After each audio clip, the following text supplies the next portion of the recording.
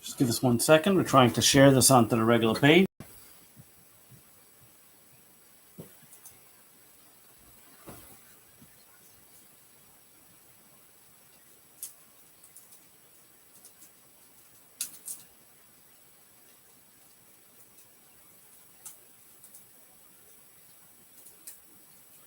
Okay, good afternoon and welcome to Lunch Break with the Rabbi today. Today is Tuesday, July 13th, 2021. It is the 4th of Av. Those on Facebook, we are putting it on the Lubavitch of the East End group or page.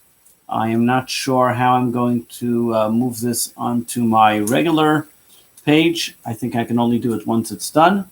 But if you can see it, feel free to share it onto your page so other people can see it as well, because I don't think I'm able to share it as I do it.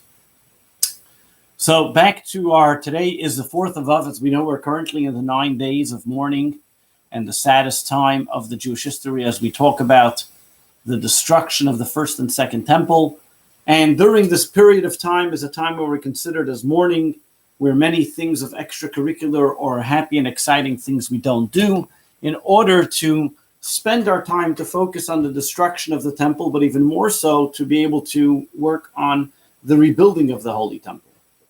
The Talmud tells us an interesting story, an episode that happened with Rabbi Akiva and his friends as they were once touring the Jerusalem site of where the Holy Temple stood after the destruction of the temple.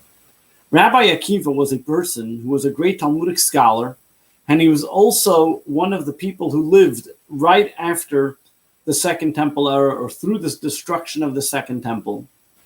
And he was once walking with his fellow colleagues, Talmudic scholars, and they hear a noise coming from Rome, and how wonderful then Rome expanded all the way to the land of Israel. They were then one of the rulers of the world, and how they were being so victorious. And over here, the Talmudic scholars bemoan the fact that Rome, which was the haters of the Jewish people, those who destroyed the Holy Temple, were being so successful, while we, the Jewish people, are sitting in ruins. And then they say, as they keep on walking, they walk by Temple Mount. And as they see Temple Mount, they see it's destroyed in ruins.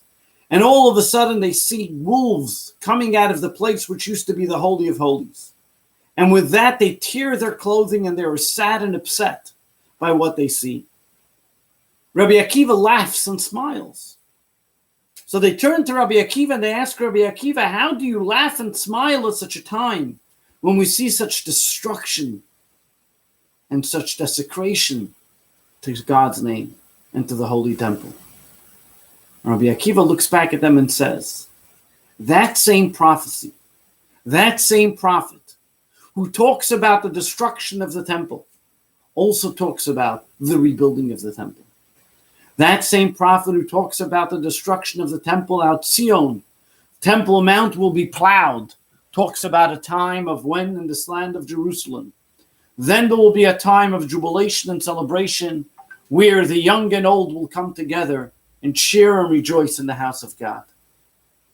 He said, now that I see the first half of the prophecy coming true, I know that the other half of the prophecy is going to come true as well.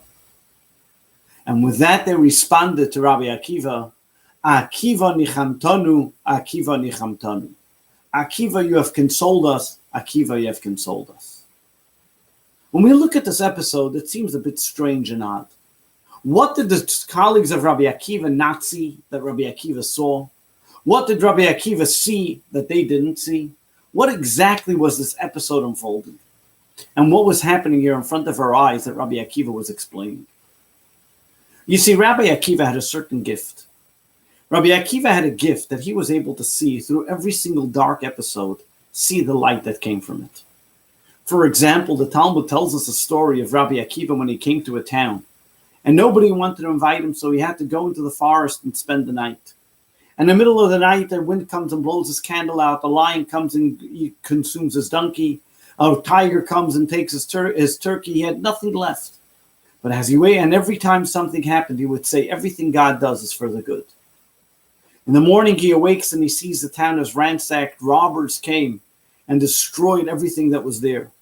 He says, would I have been there? I would have been attacked. Would have my donkey been alive, my candle been lit, they would have seen me in the forest as well. God protected me.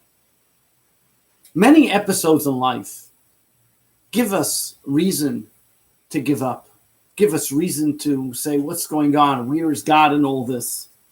And we can be very distraught about many things that happen in our life or see happening around us, unfortunately, too much of it. Where Rabbi Akiva tells us and says as follows, the same prophecy that talks about the temple being plowed, what does it mean being plowed? What's he alluding to here? When you plow a field, why do you plow a field? It seems like you're destroying it. But the only way you can put in seedlings and be able to get good crop, to be able to enjoy the best of the field to come, is only if you plow thoroughly. And the better you plow, the better your crop is going to be. Over here, Rabbi Akiva was teaching the scholars that were with him and his colleagues. He says, you're making a mistake.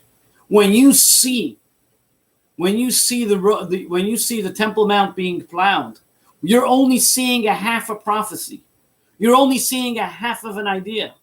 God is in essence plowing Temple Mount in order to rebuild and to make something greater and to build a third and holy temple on it. The same idea is also when we're now spending time during the 9 days of mourning, the 9 days of sadness of the time right before Tisha B'Av. True, these are 9 days of sadness, these are 9 days of mourning. But it is also a time where we have to inject it with a certain jubilation, a certain joy, to be able to transform the sadness into joy. That we should be able to make Tisha B'Av not a sad day and ultimately have the time of the coming of Mashiach, where Tisha B'Av will be a great celebration and a holiday. It is a time that we connect to God in the most intimate way, realizing that it's not about the fanfare, it's not about the joyousness, it's even in times of distress. It's even in times where we see rubble, where we see a plowed field, but we realize and recognize that this plowed field is going to bring to something great and something unique, a seedling, a beautiful crop that will be for eternity. The same idea is when we look at the time of the morning of the 9 days and the time of this sadness. These 9 days are here to inspire us to recognize that this is an opportune time for us to pray and beg for the coming of Mashiach, to be able to act and do more kindness and do more objectives that are going to help and bring about the coming of Mashiach. It is for this reason that the Rabbi always encourages us to study and to learn about the Holy Temple, the Third Temple, and to learn about its construction, to learn about its service that was there. Because when we talk about it and when we learn about it and we think about it, it becomes real and it becomes ideal and it becomes part of our life. And hopefully it brings us into that era that will be able to rebuild it. So let us hope and pray that we can have that vision of Rabbi Akiva, to see within every rubble, see through it, and see the ultimate building that is coming from it. To see in every destruction the ultimate plan of the building that's coming because of that construction. To every clearing, to its placement and greater building that comes because of it. And let us hope and pray that even before this Tisha B'Av, we already celebrate the rebuilding of the Beis HaMikdash. That once again, towering building, physical building, but with spiritual presence, transforming the world, the people, and everything in it.